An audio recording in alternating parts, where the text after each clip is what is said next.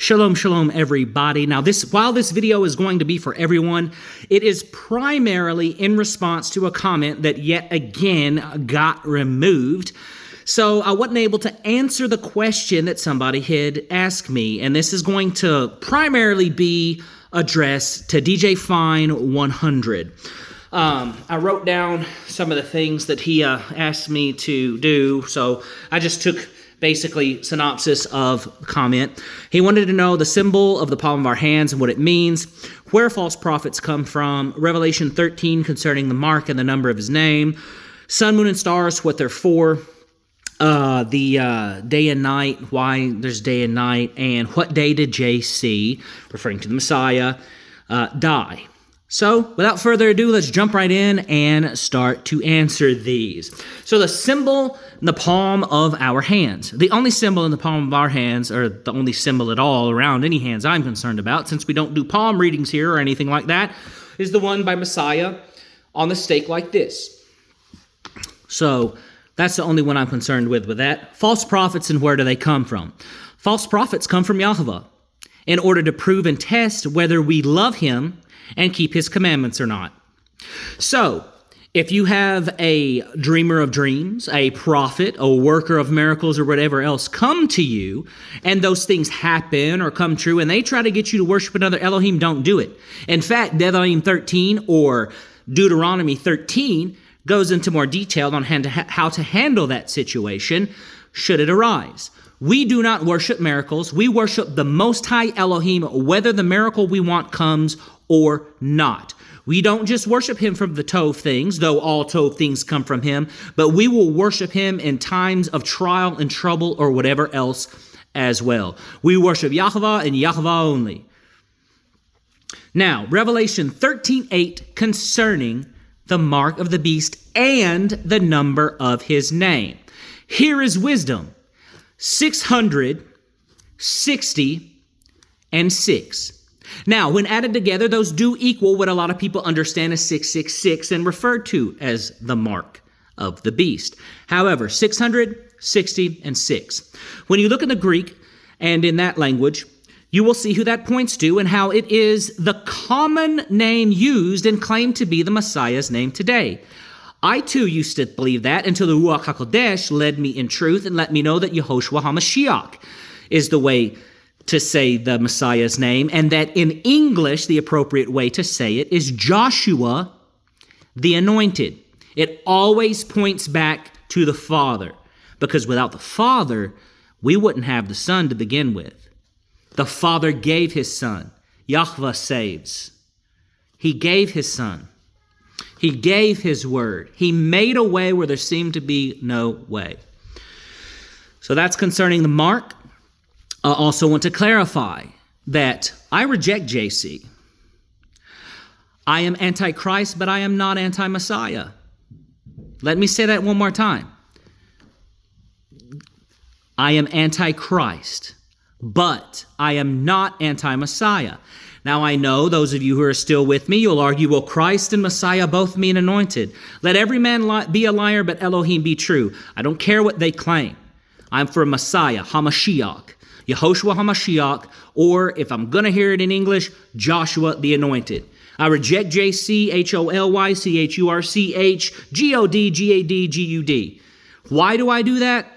Do your own research on that, and if you look at other things, I've got a little bit on that anyways. But to stay on topic, let's continue. That was concerning the mark. Sun, moon, and stars. Why were they created? Days and night and stuff like that. Sun, moon, and stars are for the appointed times, the Moadim. They're like a clock. We should be learning how to read them. I'm on my 3rd year attempting to learn how to read them and the days as the Most High Yahweh created them to be. I can tell you that the sun and the Mazarot, or the primary constellations, are on a 364-day cycle.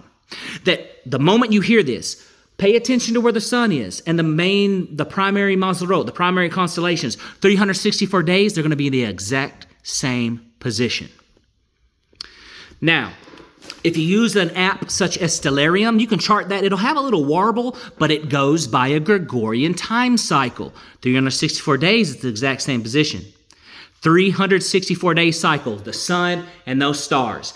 Each day and each night, there are 18 parts in an entire day cycle. Now, throughout the year, one increases or decreases, but 2 times out of the year, there are 9 parts day and 9 parts night. They're equal. 2 days out of the year. Now, trying to stay on topic here without going off and explaining all that, but each day, each moment, each Shabbat, each high Shabbat, each appointed time has its own light picture. The moon is on a 354-day cycle, comes in 10 days too soon each year.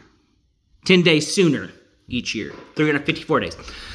The moon and the 7 wandering stars change their position each year. So if you were to chart the sun and the main Mazarot, the main constellations, the moon and those 7 wandering stars are going to be in different positions each year. You'll be able to see that either going out and observing it. There's a fascinating thing on timeanddate.com. Regardless of your size, your age, I haven't done it with my children in a while, but we did it. You can use your hands to measure the degrees of like stars. You can measure the stars and the lights in the sky. It's really cool. Gets into your zenith. It's all mathematical, and look at that. It's really fascinating and really cool. But that's why the sun, moon, and stars were created. Abba divided the day and the night. He called the light day, the darkness he called night. Look in Hebrew, you can find some fascinating things with that as well. What day did JC die? I'm understanding you to, I reject JC, but I believe you're asking when the Messiah died. If you're looking for a Gregorian date, you're not going to get that from me, because then you got to go back to the Julian and the Roman calendar, which those will probably be more accurate concerning that. However, that'll go back to the sun, moon, and stars and the appointed times based on the author of authors and the creator of them and when he set those to be in. So if you want to know that date, you need to learn to read the sun, moon, and stars. That's why Daniel and the wise men, that's why they knew how to read it. That's why they knew Hamashiach's sign in the sky. They had a lot of this knowledge that we don't really study too much today, but some of us are looking and researching, trying to find it. I'd like to know the exact days. Like I said, I don't know those yet, but I do know the seasons we're in, and I do know enough to know that every single moment of every single day and night throughout the year has its very own light picture, and the very shamayim, just as it is written, declares his esteem.